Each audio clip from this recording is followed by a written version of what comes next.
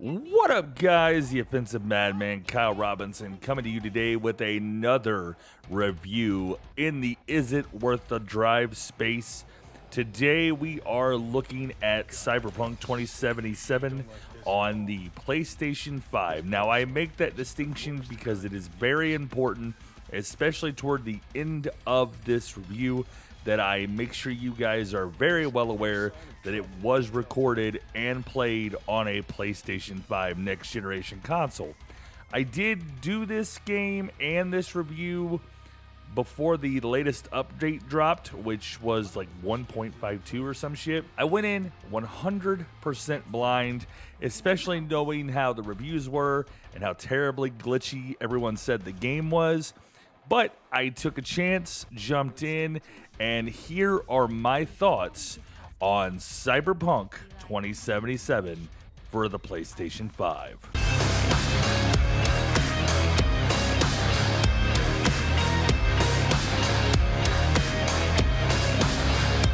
So normally when we do these reviews, I kind of manage to shrink the bad.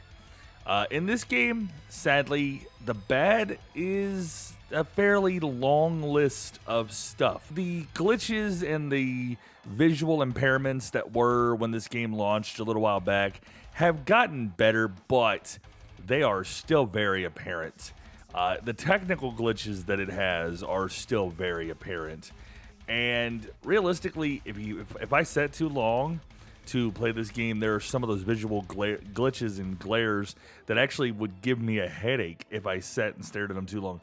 They didn't happen all the time, but they did happen, which is why I think this is of note that needs to be addressed. There's also a small issue, and I actually saw this in a Discord server too, that I fell into a death loop cycle. Basically, I would die, respawn, die, respawn. It only happened once. I reloaded a save and went from there, which was really cool. And it wasn't a game breaker, but I have seen that particular bug reported elsewhere. There were a few instances in the visuals where I don't even think that it looked up to snuff for PS5 standards, which is saying something because the game was designed really to run on high-end consoles. It was actually given high-end minimum specs on computer, and the PS4 and regular Xbox did not run this thing for shit. So I really expected a lot better visually, if that makes sense, when it comes to the PS5. Now, it wasn't bad. Don't get me wrong. You can see the game here. The graphics aren't terrible. It's just not. There are some points where it's just not where you would expect it to be for a PlayStation 5 game. Most of the hiccups were related to graphics or the mechanics. The biggest thing in the mechanics side is that a majority of the cars felt very clunky and out of whack when you drove them, which bothered me a lot because this is supposed to be a driving game, a futuristic, game where you're able to get in vehicles, and each vehicle felt really similar. Different enough to notice it like handling, but for the most part, very, very similar, very wonky, very bad physics in terms of how the cars were handled. And that did bother me just a touch. Not game breaking, but it was noticeable. But Cyberpunk 2077 is a long way from all bad. A long way from all bad. The story and the side missions were very well thought out. I believe that the story is really the spotlight of this game. Very good from start to finish. Very logical progression for the characters and how they evolved and how they managed to make the decisions that they made and how they got to where they were, which is really neat for an RPG.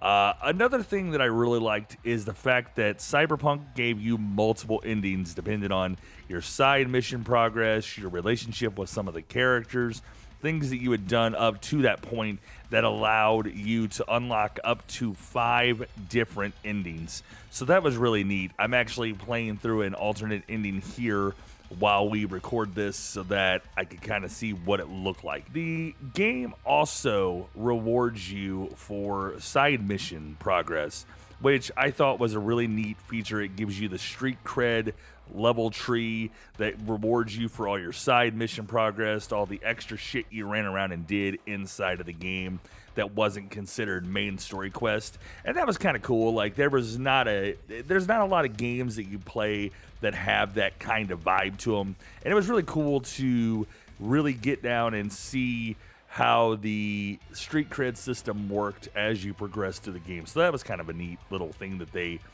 added in that you don't see in a ton of RPGs. Gunplay and combat was fucking chaotic, and I love it. I love chaotic gameplay, and this game was full of it.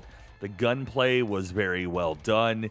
It allowed you to experiment. Each weapon felt at least slightly different, depending on how you modded it, things like that. It all lended itself to a really robust loot system and a really neat crafting system that really shined through as you played through a lot of the side missions and the main missions of the game.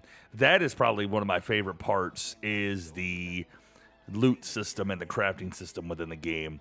The multiple interest points, which included helping the police department find random bad guys or side missions that ran you around the city, the psycho killer side missions you could do, all of it added a lot of layers and elements to game that had a massive world to play in, and it could have felt dead at any point, but they managed to do really well with not having it feel dead.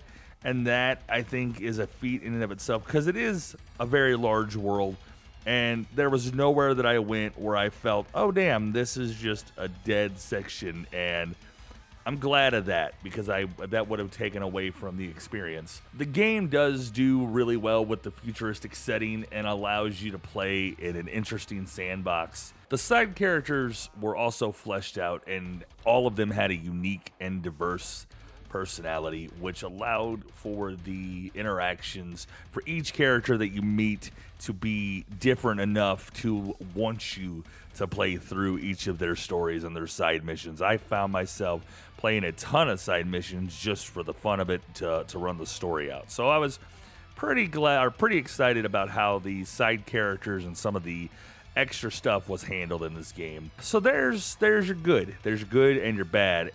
Final thoughts on Cyberpunk 2077. This game is a roller coaster. It really is. It has its demons that have haunted it from launch. And to be honest, there are still bugs that are in the game that do need to be ironed out. But it's a really well done story RPG. And if you're just sitting down to run the story, hey, look, here's this, it's Cyberpunk, esque setting, futuristic type thing. It's great. That's really a good thing to kind of give it its credit where it's due.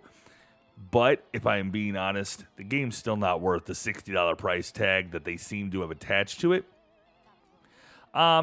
It's come a long way since the dumpster fire of a launch, that's for sure.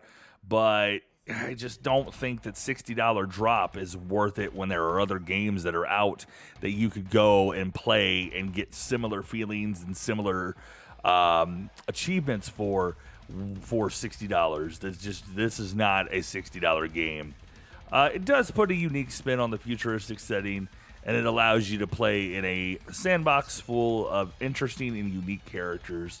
And all of those things really kind of level together and bring about the Cyberpunk universe, and that's never a bad thing. I think they did well at building that universe and that sandbox. So let's sit down, break down our scores. How about it? We'll do visual, gameplay, story, and at the very end, I'm going to drop my opinion of value. Visual-wise, the game is 6 out of 10. And it's strictly because of all of the terrible glitches that exist, coupled with some of the problems that were within the game and allowed a really bad look to kind of find the forefront in a next generation game, as it were. Gameplay, I'm going to go 8 out of 10. And here's the thing. The loot system and the crafting system, along with a ton of interesting missions, the chaotic gameplay that I mentioned, It's a lot of fun to be had while the game progresses. So the gameplay element, 8 out of 10. Story-wise, we're going to go 9 out of 10. I think that the story really sucks you in, draws you in, and kind of makes you want to discover what's next and makes you want to play with the characters. And it gives you that multiple endings that I really enjoy from an RPG element and standpoint. Now, here is a disclosure. I did pick this game up for $22. It was on sale on the PlayStation Network, so I think it was like $22, $23. I would go so far as to say that it's worth $30 to $35 if you like this setting, if you like this kind of RPG element, if you're into that kind of thing. But I fully recommend you do not pick this game up for last generation consoles or low-end PCs. Now, maybe not ever. I don't know that we're ever going to get a version of the game that really is not broken on all those various things, the low-end PCs and the last generation consoles. There you have it. That is my review of Cyberpunk 2077. Do yourself a favor if you like this style of game and check it out if you feel that it is worth the money. If you've already played Cyberpunk 2077 on any console, what were your thoughts? Drop those in the comments below. We'll be back tomorrow with some more Tomb Raider Let's Play and another review coming down the pipe. Don't know just what yet. We stream every Monday, Wednesday, and Saturday. And we began the Elden Ring series last week, so be sure to tune in for that. Be sure to click the like and follow button if you haven't done so already. Until next time, ladies and gentlemen, I am the Offensive Madman, reminding you once again that if words offend you, you can fuck off.